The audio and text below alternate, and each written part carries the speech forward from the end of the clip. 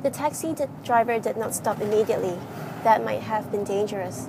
After all, hailing was very different to the emergency gesture of flagging down, as it is known even though no flags are involved.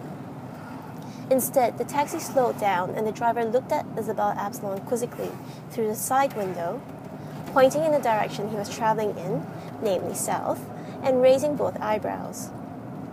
He wanted then to know which direction she or they wished to travel in.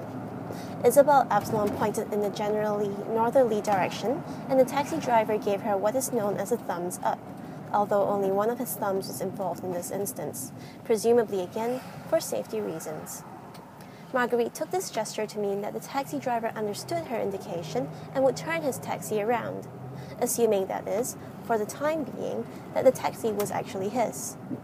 After a short period of continued southerly travel, which allowed a number of vehicles to pass it in a northerly direction, the taxi started turning around with the impressively tight turning circle that such vehicles tended to have, at least in the city that Marguerite was then inhabiting.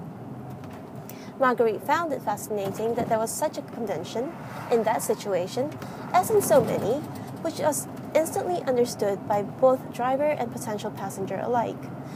The driver knew to ask the question, which direction do you want to travel in, if appropriate, and the potential passenger knew that there was a possibility that such a question would be asked, and that they didn't even need to be primed or prepared in any way, mentally that is.